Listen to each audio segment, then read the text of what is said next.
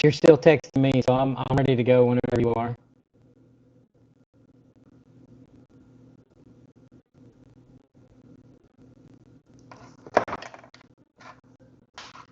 She said you have to go on this end. You ready? Yeah.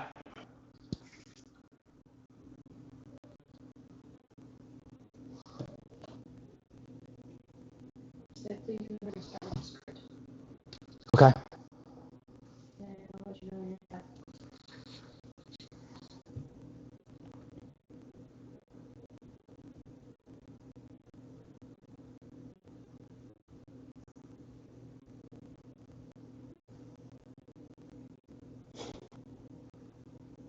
She's about to turn it on. Okay.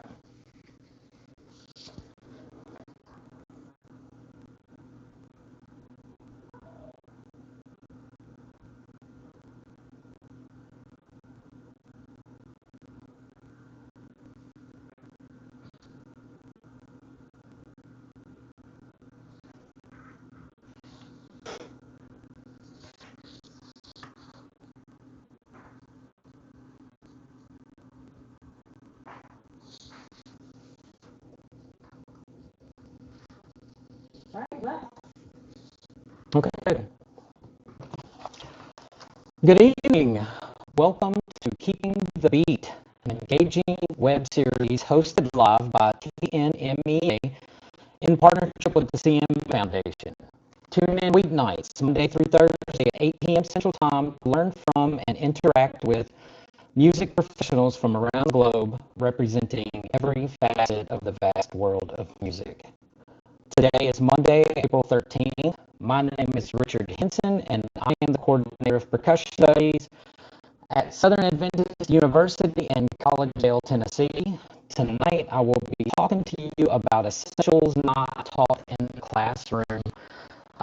This presentation will be essentially in two parts. The first half will be just some things that I've picked up along the way in teaching at university level, some things that have helped me, some sage advice that I've gained and I've used to get through some of those learning curves that I'm still going through and just be successful in that room.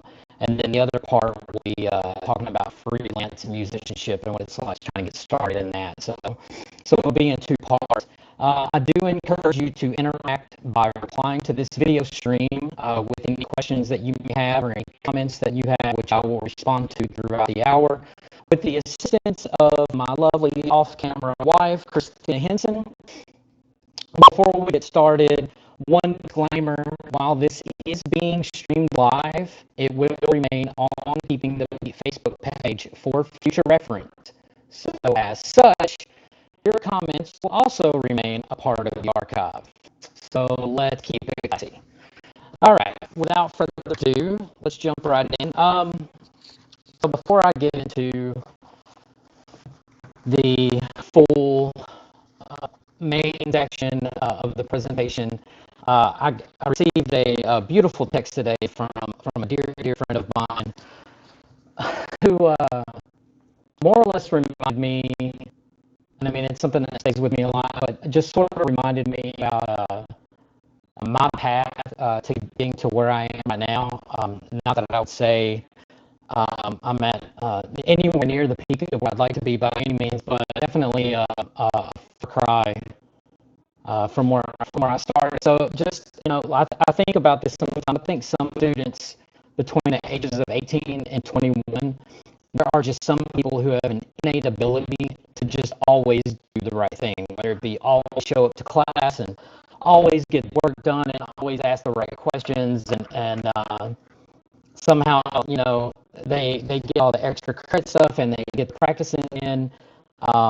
And they're writing blogs and everything else, and they still manage to get 8 hours of sleep. And I was never that person, especially growing up. That was not ever me.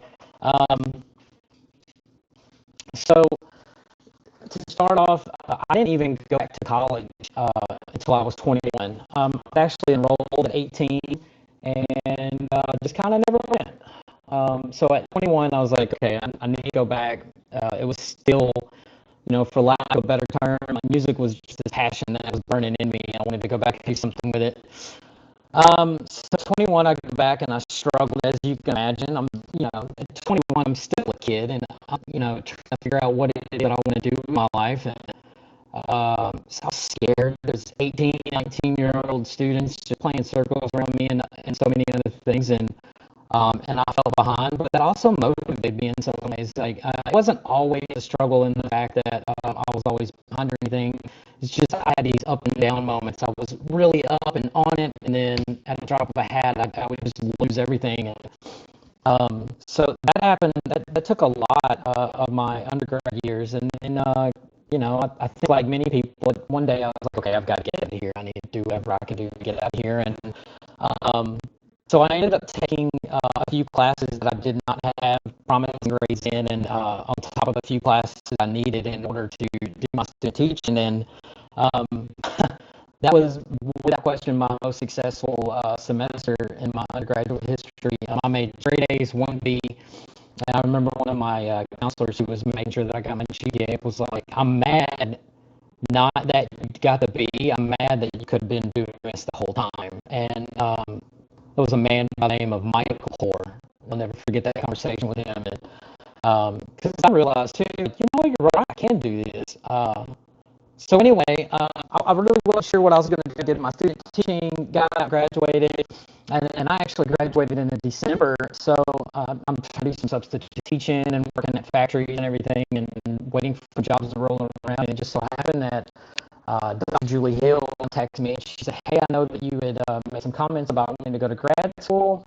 I just visited the university with Dr. Andy Hunsberger, and I think that you two would hit it off perfectly." And she was absolutely right.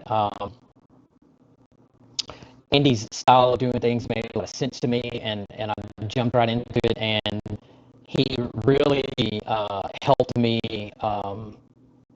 develop a much stronger sense of a discipline and work ethic in the practice room, and as well as introduced so many other concepts to me that I think that were introduced to me in my undergrad years, but because I was so busy doing other things, that's what I should have been doing, like I didn't pay attention to. So, it really helped a lot. Oh, yeah. I'll come back to this, but in my undergrad years, I was introduced to an instrument called frame drum, and there's a background to that. So at Lee, when I finished there, graduated second in my class, and right after graduation, I walked into 2 adjunct positions. And ever since then, I have at one of my the main place I work right now, Southern Adventist University. I've built that into a studio that keeps me way busier than I think any one person should probably do sometimes, especially considering I walked in there, I barely had 2 students. We had some equipment and some nice things going, but I just didn't have much there. And it wasn't that I didn't want to, there was just no culture right there. So literally started a program from nothing, which is still in the midst of happening, but it's been a wonderful blessing. I wouldn't ask for anything more. And so that's enough full-time work, and now I get to present World Percussion Clinics. So I dove in more into the frame drumming and the non-Western music, which also was encouraged by Dr. Farnsberger. And he's like, man, look, you got to get at this, you need to do this. I think you should keep trying to do this. And I still remember to this day, Dr. Julie Hill telling me, she's like, Richard, this can make you marketable. And I mean, years later, here we are.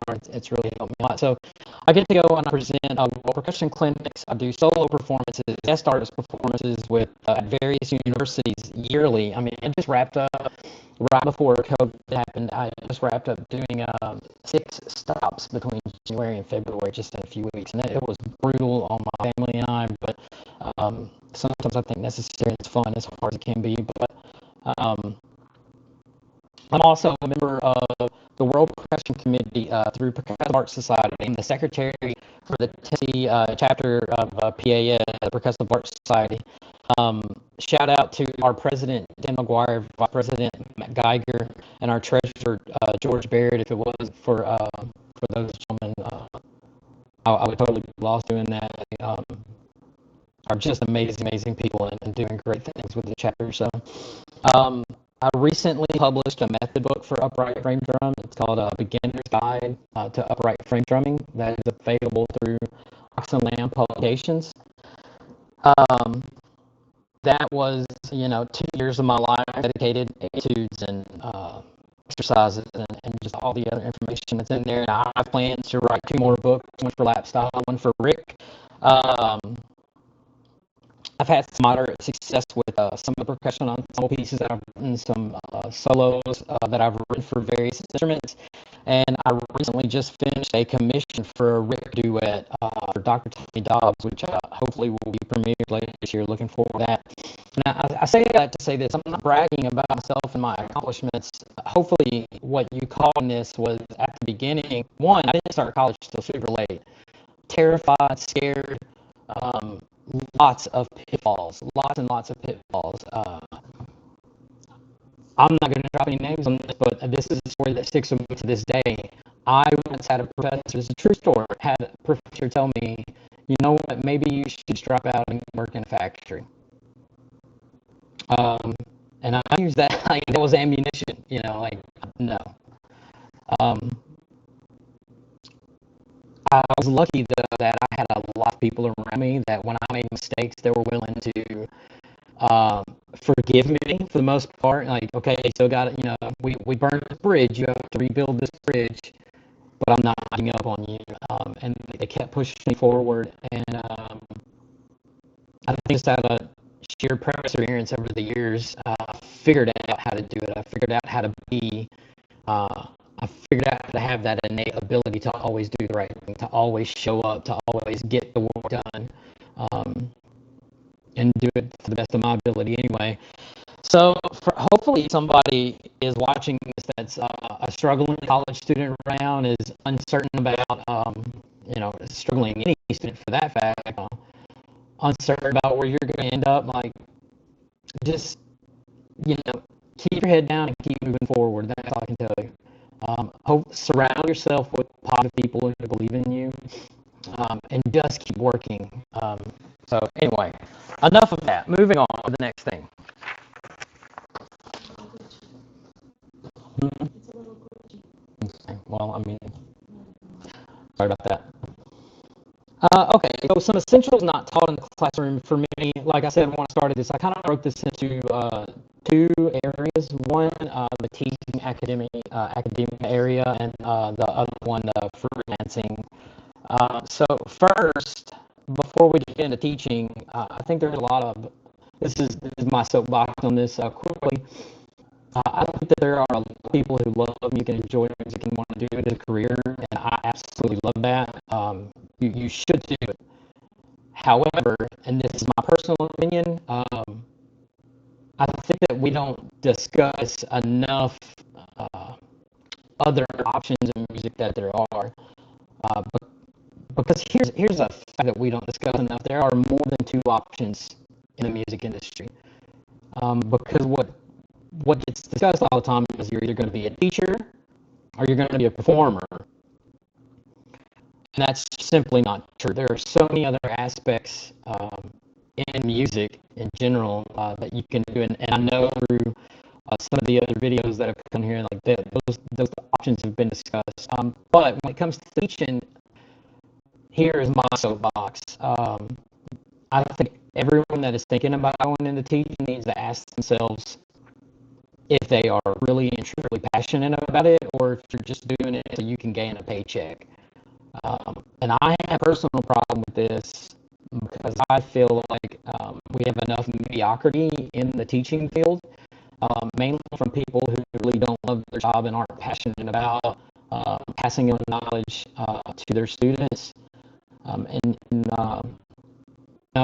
You should figure something else out. There's other things for you to go do if you're not passionate about, because you're wasting your time and those students' time. It's not fair to those students because they don't really get that option. And I know those are harsh words. That's definitely how I feel about it. And it is not for everyone. I'm lucky enough to actually know some people who recognize early on, no, I don't want to teach, and they absolutely knew that, and they found other avenues. So, and that brings me to another story from my undergrad years that I think about a lot in my ed classes. I had a man by the name of Dr. Fred Spano. He walked in class one day and he says, "Okay, pull out a scrap piece of paper." And he says, if you did not go into music education, what other field would you go into? And I sat and thought about that.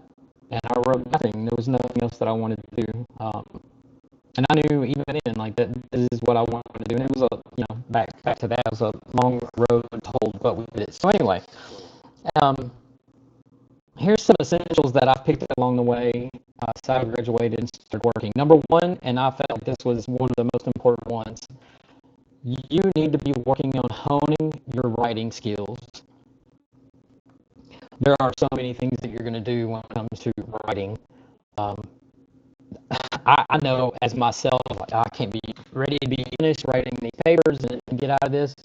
You need to enjoy writing those papers and learn everything that you can from those experiences. You're going to be writing letters of recommendation for students, recommendations for friends, recommendations for colleagues. If you want to be published, yes, you will have an editor, but you really don't want to, send some gibberish content to an editor for them to try to decipher. That's going to be a lot of headache and emails and telephone calls. So if you want to write an article or a book, you're going to do that. If you want to present at a conference, you have to put together a proposal. That includes writing. There's a committee of people that look at those. And if you think they're not judging your writing, you are wrong.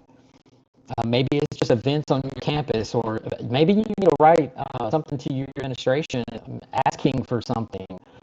You're going to want to know how to clearly put that on paper and with all the proper mechanics. Also, people are judging your emails and your social media posts. I know a lot of people don't care about social media. They don't care.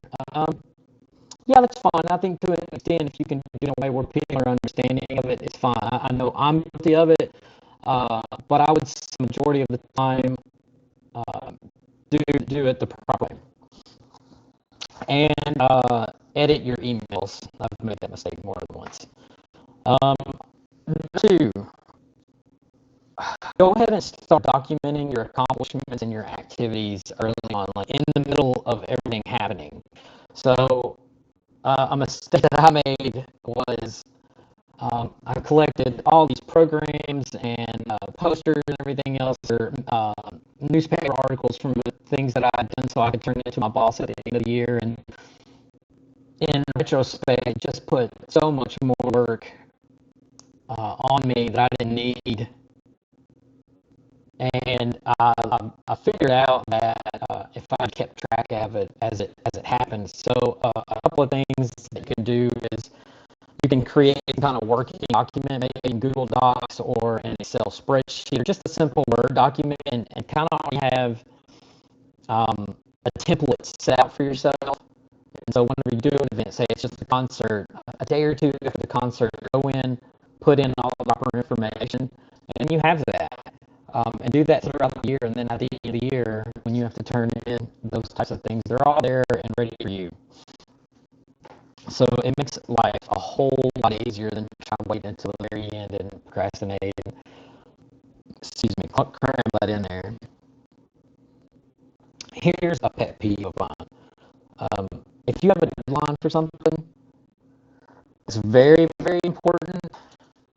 Don't wait until the deadline to turn it in. I actually read a thing recently that said deadlines are for people who refuse to turn in things for deadlines, which I'm amusing. Turn the material in early, always. So here's a great example of why you should do this. If you're applying for a job somewhere and you turn that application on the deadline day, chances are there's at least going to be one person on that committee that looks at that and is beginning to worry about their ability to turn in work on time. Maybe you're on a committee for something for their school of music, and you can't even turn your application in on time, which is kind of an important thing. Now, I know some of you are probably saying, well, I mean, I still have to that day. Yeah, but if it's like really cutting it close, I think just being proactive and putting it out early just shows that you're going to be proactive in your work. And in the case of committees and things like that, it gives your other colleagues a chance to kind of go over your work and your ideas and prep for that next meeting. I know that always helped me. I can get somebody else's work early and kind of go over and see the things I agree with or don't agree with and why, and be prepared in those meetings. Also, it's good to turn things early for them to set them up for success, because there will be that one time when you're completely overwhelmed and you turn in something late or right at the last minute, and be much more willing to forgive you for that one mistake if more times than not you're always ahead of the game. So it's just, food for thought. It's totally worth it.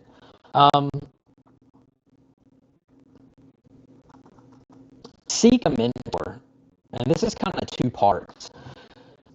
If you're at a new job, find a seasoned colleague that's there that is willing to kind of help you out and show you around. Talk about, I think every institution works a little bit differently. I know that I'm involved with at least 3 different institutions at this point, and all of them have their differences. And so I think it's good to kind of have some of the ins and outs of some of those things. So have a mentor or someone that worked there that you can ask questions to. Hey, when you guys do this, how do I need to go about doing this? Or do you have any advice for prepping for this? It's always good if you can, set up a coffee meeting with them. You pick everything and just pick their brain. And especially early on, I mean, I still have a mentor now, several years later. Some inevitably will pop up and, hey, what's your experience with this? I'm about to try to do this. What do you think? And it's so great. So someone that works already in the institution is good, but also see if you can find someone in your field. It's your first college teaching job as a piano professor. Reach out to your old piano professor. Maybe you have some other colleagues or friends that that have been doing it for years, and several of them, the more the merrier, because you're not going to use everything or every aspect of what they offer you. But what you can do is pick out the bits and pieces that you like and kind of create, or what works for you, because your situation is going to be completely different. And try to piece together something that works for you. Some method of building that studio, building your students, and creating a curriculum, and that's another thing. I think constantly. Also, there's a lot of in and outs with that. This is going to. I think that this is not as difficult as some people believe it is, but you have to ask yourself sometimes, what makes me unique?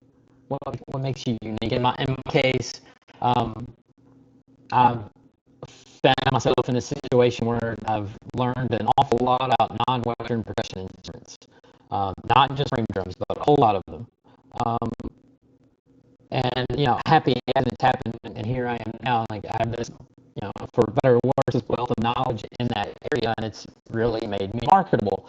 And I'm kind of running with it and going with that and trying to do more with it and go further down that hole. And it's really nice. So you got to find your niche, and chances are that you already have one and you just don't know what it is.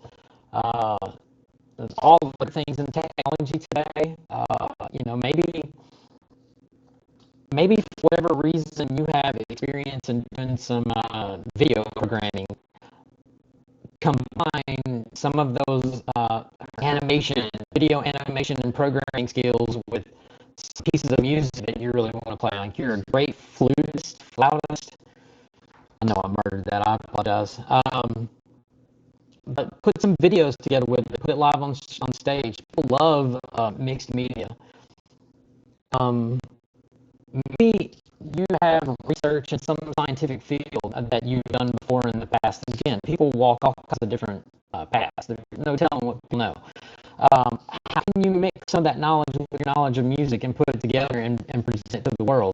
Like, chances are, if you think hard enough about it, even if it's like, if you don't have if that exact thing right in front of you, it's around you somewhere. And how can you mix it with what you already do in music? And um, I would encourage you to not tap into some of the research topics that have heavily tapped in now. Like, do something different that makes you stick out. I don't know what that is. You'll have to find that for yourself. But again, maybe you know a lot about a particular field that you can combine with music, and research that and present it. And if it's successful in the slightest, people are going to be inviting you to conferences and to come speak at their university, and they're going to be after you. They're going to want you to come. So something to think about, food for thought. Here is one that I wrote this down, and I've not done enough with this, admittedly, but this is something that I am more and more aware of. Actually, I have my eye on a few things now, but do everything that you can to learn about grants and fundraising opportunities at your institutions. I know that some places do provide grant writing programs, so they'll do the training for you, and I also know that some institutions also have grant writers available. So if you go to them, hey, I'd like to try to write a grant for this, they'll research it for you, and then more times than not, they'll write the grant for you. Comment. Yes. So Alexis says education students have to realize that being a music teacher is not 7 to 3. You will be the first one at school and the last one to leave, and you should love every minute. The day that I do not love my job will be the day I quit. Students deserve the best. Oh, absolutely, yes. And that goes back to what I was talking about. You need to find out. You need to figure out if you're that teacher or not. Yeah, that's a wonderful comment and so well put. I actually read something today. I can't remember who it was. Actually, I think it was logged by a gentleman by the name of I think it's Stephen McDonald, and he had been talking about. He's got his job set up, so he's really only at the university about 4 days a week, but 2 of those days he's there 12 hours, and that one day off, like, he's still doing his posing or, setting up gigs. It's not like he's like sitting around lounging, watching Netflix. He is still doing musical work. I think that's another thing that most people don't realize about us. I go all night. Like, I get up in the morning and get my kids ready and get them in, and I do teaching on top of some other things. But then when I come home, like, if I didn't practice on that day, like, I'm somewhere playing a drum or hit pad or something, or composing a piece of music and it's nonstop, or trying to research something for one of my students. Constantly doing that, trying to find this. Oh, I was thinking about my book, or what's a better book, or what's a better piece of music to get this person over the, they're struggling with this. So I need, just going through my library of, yes, absolutely, that's a great comment. Where were you at? Oh, learning about grades.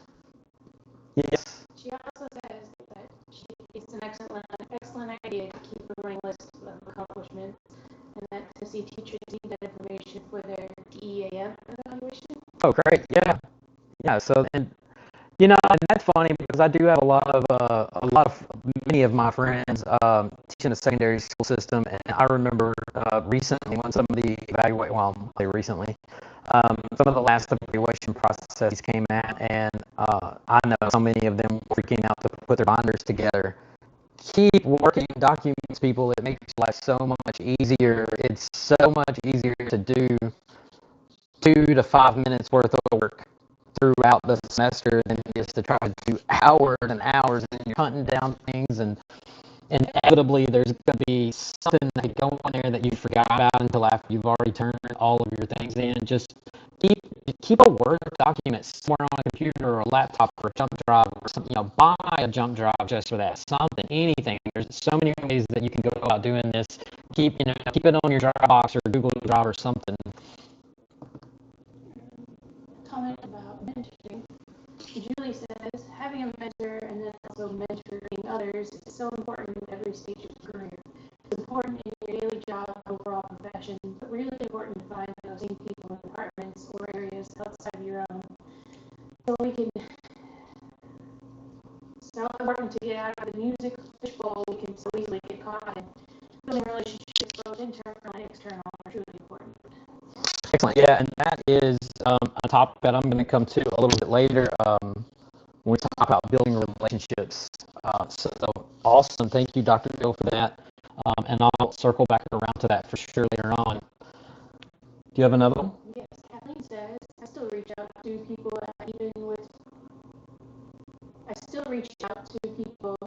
even at 25 years in the classroom. Mentors are your sounding board. Yes, absolutely. I know I pastor Julie Hill and Dr. Shane Jones. Annie Harnberger, anybody that I can get to help me with anything that I have questions about or just don't know, you're not going to know everything. And chances are there's somebody else that's been through it in some shape, form, or fashion, and don't be afraid to reach them. That you're not going to know if you don't ask questions. And I think that's a great topic to kind of throw in there. Encourage your students. Let them know to ask questions. You're never going to know. Don't be that kid that's scared sitting in the room, that's terrified to ask a question. Even if you think, well, everybody in the room is going to think I'm stupid if I ask this question. Chances are they don't know the answer either, and so you're going to help everybody if you ask that question. So don't walk around in the dark. Knowledge is power, people, so go after it. Do we have another comment? Yeah, Stephen says, music is mostly an obsession. So much of what we do for work isn't always what our interests and goals are aligned with. Agreed. And I think I made a mistake sometimes, like at work. Honestly, and I say sometimes, oh, I'm busy with my work, but I'm not busy with my work. I am busy doing what I love doing. Even when I'm dead in the weeds and swamped and just up to my elbows and more than I can handle, and I've said yes to too many things.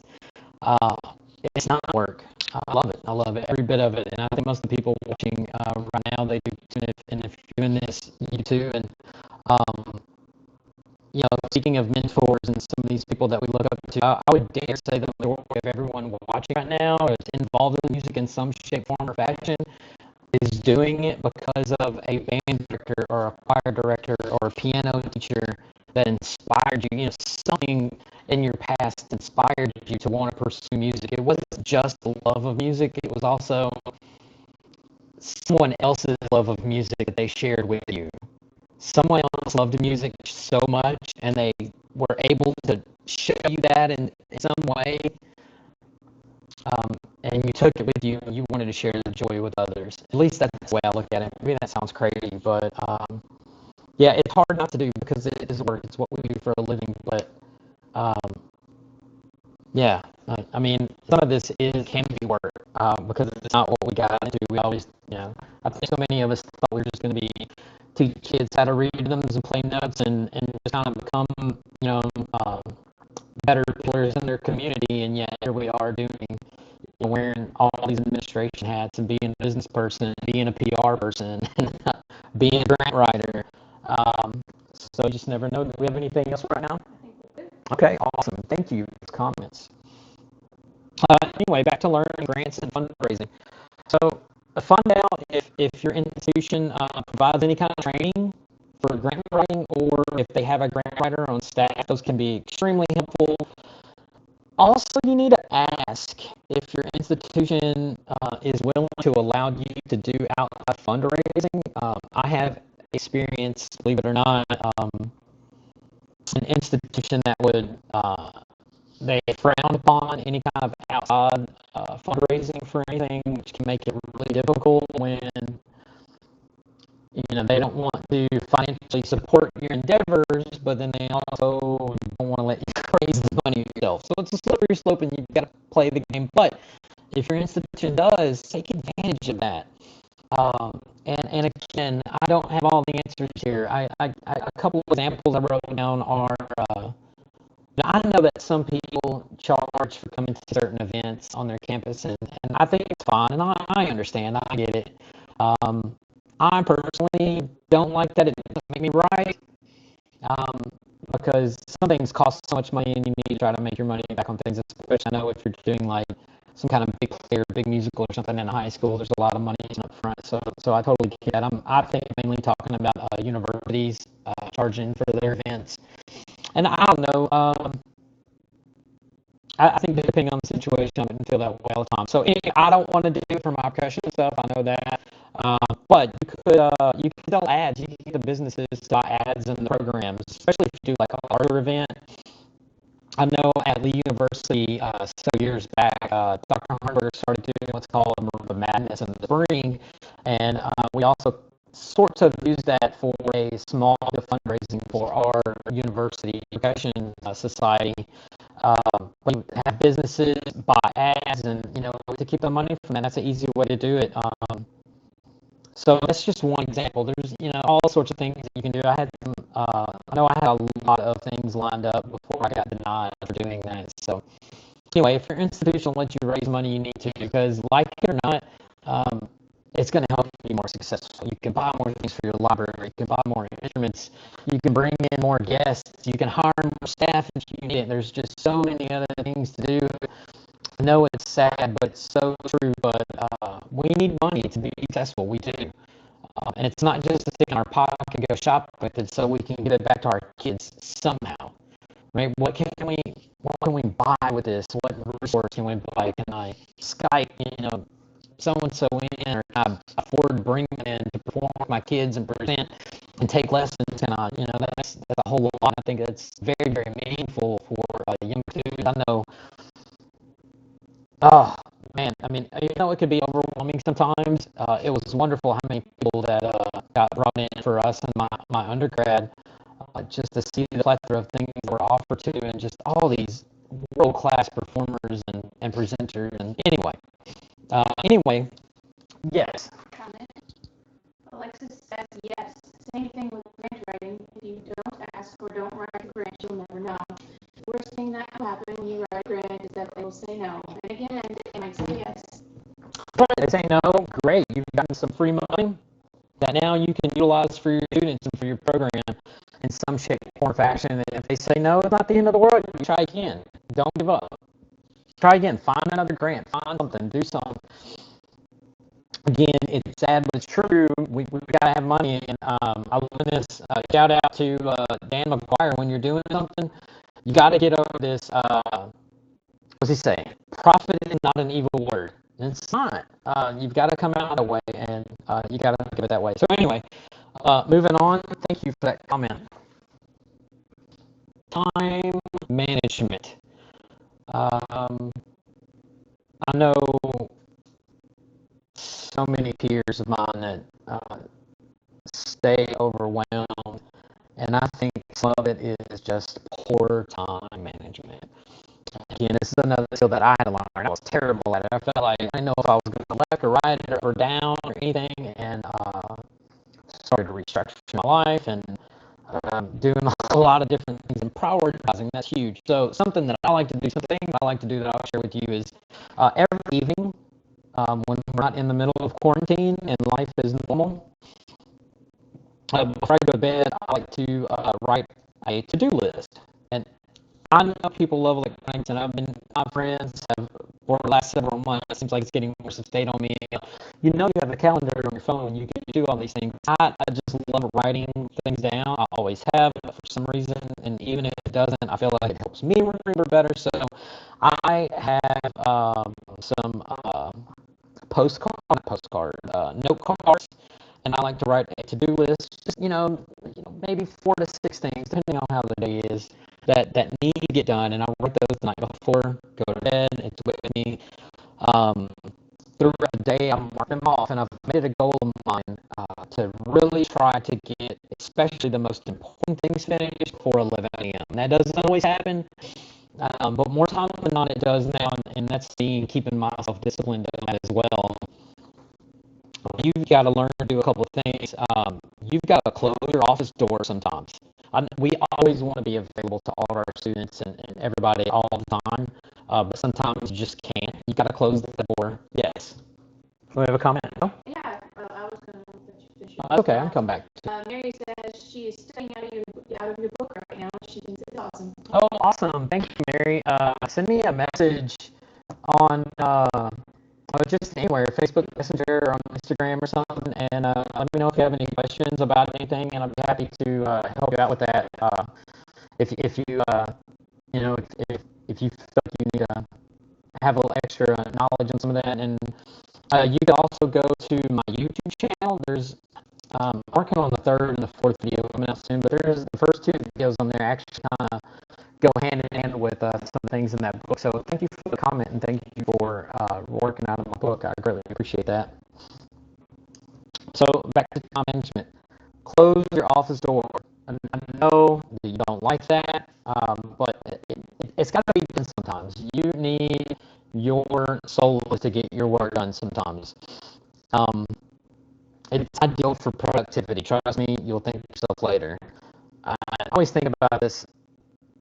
Then that door open of a student that comes in. How many times does this happen to you? A student or a peer or colleague comes in and asks you one question, and that one question has turned into a 20-minute unimportant conversation. It happens so fast, and now what should have taken 30 seconds is now 30 minutes of your day wasted and possibly more. And by the time that conversation is over, you're completely off track, and you might be like, well, okay, I'm just going to go do something else now, and now that project is completely over. So don't do it. Keep the door closed, keep people out, set a moment for the day, wherever it is, morning, noon, night, whatever you like the most, and get your work done and zone everything else out. Back to this, I said this earlier, like I said, that's too many things. That'll get you in control real fast. Learn to say no. I think as musicians, not just as teachers, but then also those of us who perform professionally a whole lot for extra side money, we want to say yes to everything, and we try to say yes to everything, but then we not necessarily just double booking ourselves or something like that. But you just have too much going on. Something's going to suffer. Your home life, or with your kids, or you're going to show up to that performance completely unprepared because you just didn't have time to look at the music. And if you're not a fantastic song reader, you're going to suffer, and then now you're not going to get more gigs because of that. Sometimes you just have to learn to say no. It is hard, but sometimes that's the option. Yes. Comment. Chelsea said, "Hi Richard, I live by to-do lists." Yay! To-do lists help me out so much. It helps me stay on task. And once you get everything cleared off the list, you're done. The list is done. Like now you can move on to the next thing with your day. And inevitably there's always something else, but those important things are finished and you can move on. And as weird as this may sound, like you have this sense of accomplishment whenever you cross off that last thing. But that evening goes back around and you make another list and it's back at it again. But they are work, they do work. Trust me, I don't care if you use something digital, your phone, your tablet, your laptop, whatever it is. Me, again, I like old-fashioned pen and paper. That's just me. Another one that some of you aren't going to love very much, when you are on your peak performance time and trying to get things checked off of your to-do list, stay off of social media. It is a trap, people. It is a trap. You're wrecking your nervous system. Stay off of it. There are some great apps like Off Time and Break Free, and another one, I think this is specifically for Android users, if I remember correctly. It's called Stay on Task. But they lock you out of all your games and your social media aspects. Some of them, I believe, even lock you out of the internet. You can set a timer on it, and once you're out, you're out. So they keep you honest. They're worth it. If you know that you have an addiction, like you have to look yourself in the mirror and be honest with yourself and admit you have an addiction to getting lost for an hour and a half on meaningless videos on Facebook and work yourself out of it. Do it. It's very freeing to do that. Hide them. get them off your home screen if you have that ability to do that. Hide apps so they're not in your face all the time. A comment? Yes. Steven says, time management is mostly being able to stop every day and spend time on recreation and relaxation. Family time is important. I learned from Stephen King how his workday is scheduled. He wakes up, writes, has lunch, does business admin work. Then at 5:30 he is done and spends time with hobbies and his family. I found myself much more productive when I give myself permission to have fun and relax. Amen. Yes, absolutely. And that's why I make it my priority to be done with the most important tasks of my day by 11. It almost never happens, like I said, but that is the goal. Try to be done by 11 a.m. Of course, it's not probably starting. Yeah, I'm a huge fan of Stephen King too, so I can relate to some of that. But I go to lunch, and then if I get lunch, obviously I'm still teaching all day. Like it's not ideal, I think, for the teacher life. Like that's just not really going to happen. I'm just using some of my things as an example. But if you can knock out a whole lot of things early on, then you do have the rest of the day to enjoy. Which I know for me, like 3 to about 6 o'clock, somewhere in that time frame, give or take, are usually off limits to everything else Monday through Friday because they're devoted to this is, how did my son do at school and being with my girl and talking to my wife about how her day was and we're going to make dinner and that's family time. That is absolute family time. And then once the kids are washed up and put in bed, then it's back to work. And it's not all the time, but I would say a huge chunk of time it is that way. A lot of the times it's that way. It's, whether it be sitting around again with a free drum and working on something or trying to build a new technique or write a new solo or a new ensemble piece or maybe learn, throwing in, I don't want to get anybody too lost on some of this stuff, but just working on some independent things in my body, but just always doing something and playing and being involved. So you've got to have that me time during the day too. You can't be all business all the time. You just drive yourself crazy. You've got to know when to say enough is enough and work stays at work. Even though I think for all teachers, work is never just at work. It always come on with you to some extent, but you've got to find that time in your day to break away from that. So anyway. Do we have another comment? Okay, we have a couple. Excellent. Julie says, I have a written system each and every morning. Sometimes digital is out of sight, out of mind, and need a tangible daily to do. If you don't get it did, copy to the top of the list for the next day. Absolutely. I had to do that last time, so something fell through the cracks and it goes on the to-do list for the next day. Julie also says, time management, silence the beeps, notifications, and close your text, email programs along with social media if you keep that open at work. Anything that involves real concentration means silencing the noise, both visually and audibly. Once I turned off notifications and banners and all that stuff on all my devices, I instantly felt a sense of relief and could focus better. I choose when I want to do those things and they don't control me. Absolutely. And, it really is amazing. That's a great way of putting that because they really do control you. Because, and this probably isn't true for everybody, but I bet a lot of you watching this right now, how many times have you put a post out there for something and you get a notification and it's just one, but you immediately go and open the app as soon as you can. Like you have to read it to see who watched it or commented on it or whatever it was, pardon me. That's not healthy. Again, you're wrecking your nerves by doing that. You get yourself all worked up about stuff. Just put it away. If you want to put it out there for the world to see, fine. Turn those notifications off. Have that app, and whenever you feel like opening it again, do it. It took me a while to break from some of that. I mean, I was guilty. I was in those chains as well. I promise you, it is a feeling of liberation once you start controlling the time that you're on social media instead of social media controlling you're on there. Yeah, absolutely get away from that. Speaking of being controlled by something, here's another one I still fight with a little bit here. Emails. I am terrible about emails. I can't tell you how many times the first thing I do when I wake up in the morning is check my email, see what I got, see what come up with business of the day, who emailed me last night, what new tragedy is there for me to handle. They'll still be there. It's okay. If it was that important, they would find your phone number and they will text you. Again, don't get yourself worked up about it. I'm not saying ignore it. I'm saying be patient with yourself on it. Don't get all again worked up about it. So I think a good thing to do is, and this is not me, and I'm taking someone else's sage advice and just sharing it with you. One way to start is you can say, okay, I'm going to do my email at 3 points in the day. So maybe it's 8, 12, and then 8 a.m., 12 p.m., 8 p.m. And then maybe move 2 times, and then you can move down to 1 time, and try to knock out as much as you can. I promise you, if you just check your email once or twice a day instead of 75,000 times a day, the world's not going to burn around you. It's not going to burn down around you, and all be okay in the world. Again, I know some people who are email warriors, myself included. I can still be bad about it from time to time because I feel like I have to solve every single problem immediately, and I have to respond to everything immediately. But I'm trying to pull away from that more, and I have to be honest with you. Again, kind of like the social media thing, it's definitely made me happier. So we're gonna do some rapid fire things. Do we have any comments right now or no? No? Okay.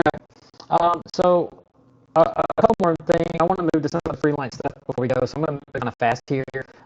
Recruiting. This is more, I think, it's not hard to recruit in the public school system, but if you're at the university, like this is key. I think that one thing that we can all do is find, what are some other things outside of your own studio that are attractive. Some students are interested because they know you as a professor, as a teacher. What else does your school have to offer that you can show them? Maybe there's the wind ensemble is outstanding, or you have a composer in your house, or your theory department has done some amazing things. Something else that I think shows, hey, we're more than just a great flute studio, piano studio, or even percussion studio. Pioneer, there's so many ways to go about recruiting, but it has to be done. Send letters, give free lessons during visit. Here's something that I think doesn't get done enough. Do cold calls. Call these kids, get their information, and call them. Email their directors, set up clinics at their schools to come in and work with, not just that individual kid, but all the kids around that you want to try to recruit from. You can host an honor percussion ensemble thing. Being visible is great. In the community, in the percussion community, it's necessary, but it's not always enough. Like, I think that we don't always do enough to. I think if you go above and beyond to let them know that you want them at your school, you can make them feel valued. Hey, we find you to be a valuable asset to our studio, and we want you to come here. I think that would up your recruiting tremendously, and I think that that's a very valuable thing. Do we have another comment? Yes. Okay. Alexis says, it is so difficult to find balance. On Wednesdays, I do not have any after-school rehearsals, so I set a time at 4:30 p.m. and no matter if I'm in the middle of a task, I leave the building at 4:30 on Wednesdays. Otherwise, I work all night. I learned that from a first-year teacher at my school a few years ago. I am in my 18th year, and it's one of the better things I do to help keep balance between work life and home life. Awesome. Absolutely. You gotta have it just for your own sanctity. Here, building relationships. So I'm gonna go through these fast, but I think that they're super important. Number one, you need to build a relationship with your secretary or the secretary, however many there are that you have to go through. They're the gatekeepers of everything that come in, out, and around your institution, and you need to befriend them and you need to treat them right. They are super overworked. They do so much. I know that I could not do that job. I would be so overwhelmed. I have so much respect for those people. Just tremendous amounts of work. But if you want to be put at the top of a list of things that get done and quickly and done correctly the first time, befriend those people. It's a vital key to your success. I promise you. Colleagues within your department, create relationships with them. Offer any way to help them, come to the class, so whatever. Surely there's a skill or something that you can do to help them and show them that you want to be a team player, that you want to help this entire school music grower. collaborate with them personally or through ensembles. Get your percussion ensemble and the choir to do some stuff together. Whatever it is, find something. Get the brass studio involved in some things. Do a chamber concert together. If you don't already have like a chamber ensemble, mixed chamber ensemble thing going, do it. Then go outside of your department. If you have a dance studio, is there art? I mean, surely there's art department of someone, the English department. Be surprised if you can collaborate with an English professor on and get together and combine that with music, do some wonderful things. But these are all, I think, necessary. Make friends with your IT people. You are going to want that. Or technology is ruling the world right now, and info tech people at your university are going to make your life so much easier. And again, they will make sure that the work is done quickly and professionally the first time. And also physical plant workers. There's something like this on your campus, I'm sure. But they move stuff around, and they will make sure that your stuff gets moved if you need equipment moved or instruments moved. And they will, if you're friends with them and you befriend them, they will make sure that your stuff is taken care of quickly and with care. Do we have another comment? No? Good. Get your ensembles in the community.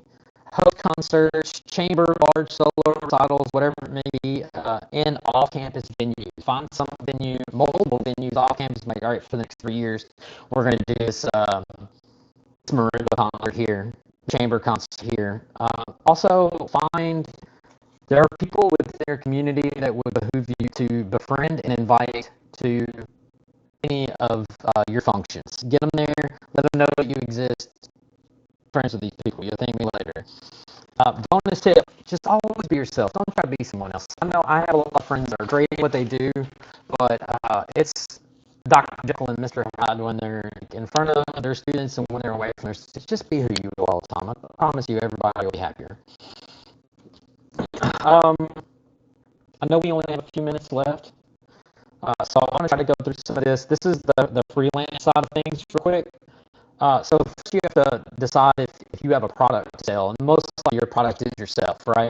What instruments you have, but for me, it's frame drumming. Like I can do Rick and laptop frame drumming, upright frame drum. I play doom deck, or I can do just about anything in that realm that someone wants me to do, and so that more or less makes me marketable. You can throw a rock and head drum set player or the marimba artist. So niche is good here as well. What do you have to offer? Parody is fun. Again, if you want to go be the next hottest drum set player, go do it. If you want to be the next Kevin Bobo on Four Mountains, he doesn't really go out and do a lot. He's an amazing player. That's fun. Go do that. Be the greatest marimbas ever if you can. If that's what you want, you can do it. You dedicate time to it, and it's gonna happen. That's not me. That's not what I want to do. So that's fine. But how can you do it differently? Don't be verbatim what somebody else is. So then you're probably going to do a couple of things like nearly for free. Try to do some things local, build up your name and build up your credibility. You have to do some high school things, maybe some small community college things, and not really get much of any pay. If you have to travel for any long distance, I highly recommend at least negotiate travel expenses out of it so you can at least break even and not go on the hole, but sometimes that's not always ideal or can work for you. And then social media presence. Like it or not, it's a great and a very free way to get yourself in front of a lot of people that you normally couldn't reach. The content is your choice. There's so many different thought processes about how to market yourself on social media. It's just, it's a Google search way, and kind of pick and choose what you like and then pick the content that you want to put out there. Personally, my favorite social media site for what I like to do is Instagram. It's friendly, it's easy. I think the way it's set up puts most of the focus on the content, not on the comments. Facebook, I'm looking at you. And for music things, I think it's wonderful because you can get your video and you move on. You don't really need to read anything on there. Unless you just want to or leave a comment or something. And I don't know, just Instagram is a much more inviting place to be. So, anything? Chelsea says, yeah, support staff makes the world go round. Absolutely, they do. Support staff are amazing people. At this point, it's kind of time to do some work. So what I did is I created an email list. Like after I kind of got something going for myself and I'd already done, like got my feet wet a little bit, I kind of figured out the radius and the region at which was possible for me to travel and do some of these things. And I I got online and I found every single school that I could within my radius, and I made I made an Excel spreadsheet, and it's got the state they're in, the school they teach at, who my contact person is, and what my contact address is. It's on the internet if you're willing to do the legwork, and I did not do this in one session. I promise you, this took a long time, hours. But it was worth it. Now I have a working list, and when somebody leaves a job or gets a new job, and just go in and change it. The legwork is done, or just add people here and there, so the bulk of it is done. This also pays out, like be sure that you put the people down that you know, that you already personally know them. If you don't personally know them, make it a priority to find these people at a convention, conference. If you go to basic Percussive Art Society International Convention, make sure you find these people there and shake their hand and get in their face. Like, I don't mean like in the face, get face to face with them and make contact with them. That will go a long way. Just make a personal conversation. Even if it's just, hey, my name is so-and-so, I just want to, I knew about you, I knew who you were, I just wanted, just come shake your hand and let you know who I am, if there's anything I can do to help you, blah, blah, and move on. Like, as simple as that. That's all I can take right there. That right there can go such a long way. Then what I did is, after I had my list together, I basically wrote a letter of booking. Keep it simple. Introduce yourself, your credentials, the product that you're offering. Hey, I'd like to come in and do some frame drum clinics. I'd like to offer a frame drum clinic. In my clinic, I do this. I'm also available to do a concert. I do X, Y, and Z amount of instruments. I can do an hour presentation solo, or I can do an hour concert that would also involve your students with it. But simple is good. Again, you will benefit by already having a professional website set up along with some YouTube videos. I can't tell you how many times before I had my website and going, I already had YouTube, but not a website. Like, oh, do you have a website address? Failure. Failed on that one. Here's the hard one right here, negotiating pay. If freelance is what you want to do, then you need to learn how to be comfortable in uncomfortable situations. And negotiating pay is one of those, or really the main one. Look, again, profit is not an evil word. Thank you, Dan McGuire. And it's unnecessary. It's got to be done. So don't be awkward about it. Bring it up. Bring it up, because I promise you, and not everyone is this way, and I don't want to sound like it is, but somebody will take advantage of you if you let them. But it needs to be upfront, because you can work out all this information, and then they're like, oh yeah, by the way, how much did you want for this? And you say, oh, it's going to be this money, and then balk at you. Well, you wasted an hour of your time working out all these other plans. So know what those prices are for yourself. This is very, very difficult, by the way. So again, my advice to you is, contact me if you like. I'm very happy to help with some of this. But find someone who has experience doing this and kind of get an idea of prices in the area for different things. Like, kind of where do you want to start? Like, I know I'm not going to start where some mentor of mine won't start at. Someone I look up to. But you should always be fair and reasonable. There is a threshold that can be crossed. There are some people, I think, like, for better or worse, I don't really like this term, that are like popular in the percussion community, if you will. Like, I've heard how much their prices are. I don't care who you are. You're not that much. Like, I don't know. Like, that's absolutely insane to me. No, not a chance. Anyway, just again, my opinion. Sorry, I'm trying not to travel too far on that. But do consider your travel expenses, food and lodging. More times than not, they will offer some kind of free hotel or at least a meal. And over time, we'll be able to figure out what things you should charge for. So if you're going to go do a guest teaching session somewhere for a couple of days, or if you're going to present clinics, or if you're going to do a performance, or if you're just teaching some private lessons, they all need pricing. You kind of need your own little price guide. And yeah, again, you'll figure it out as you go, and over time, one day you're like, okay, I've been doing this for a while. It might be time to bump up my prices a little bit or whatever. But kind of figure that out and go from there. Do we have any comments or anything, or are we about ready to wrap up? Or I mean, I can still keep going. I just didn't know. And we started late, but no, okay. So then there's getting endorsements. Um, uh,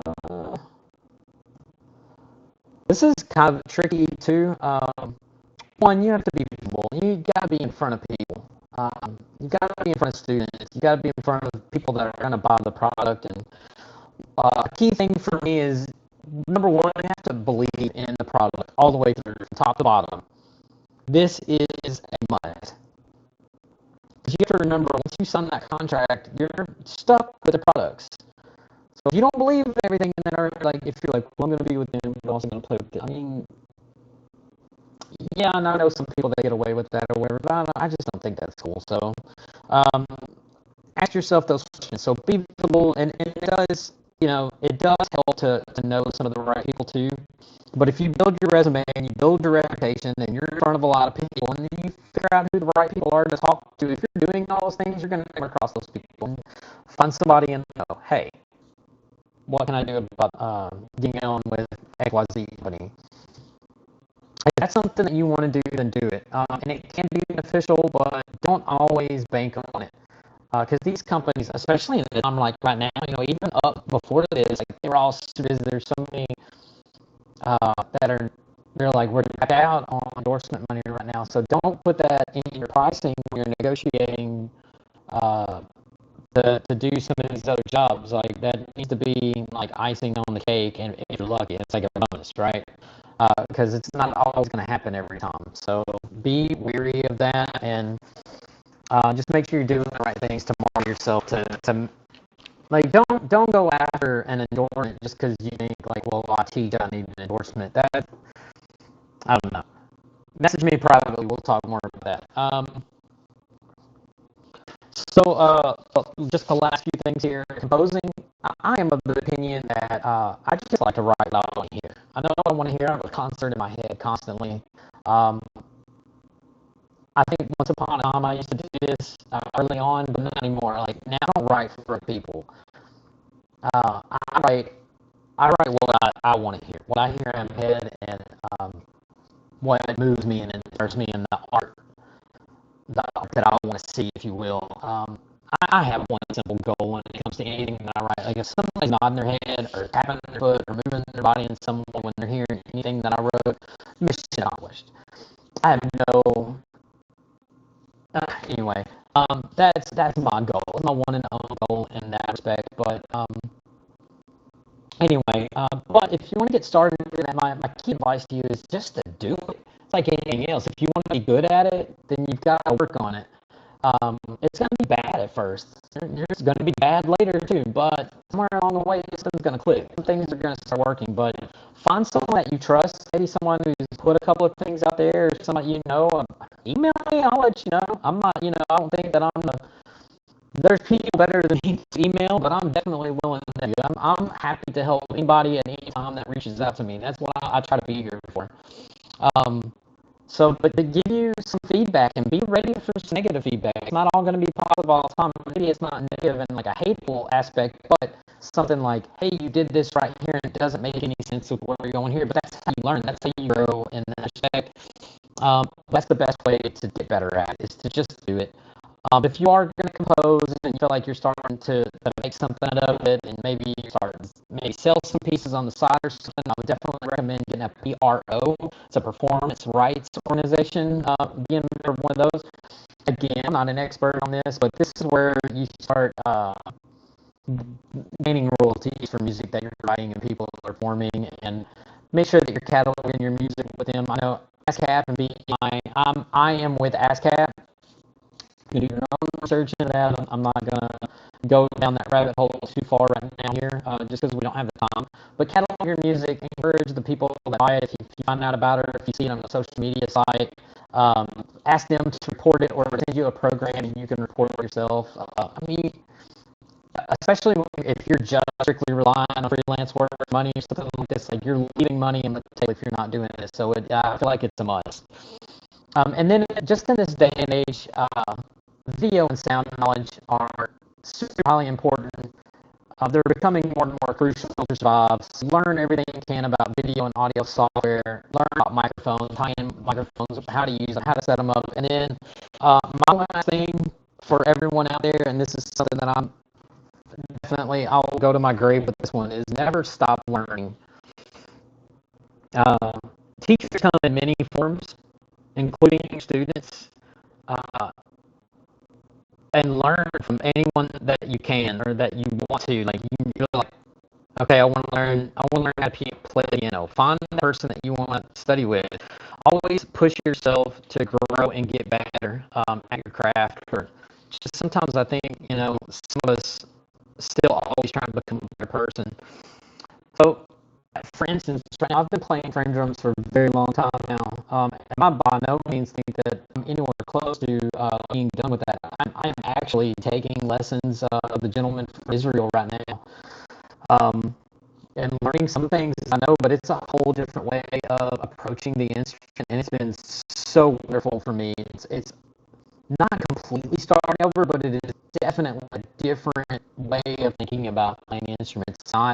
It's not a Western way of thinking about playing the instrument, was the only thing I know. So I'm growing and expanding in that way. So that's my last bit of advice.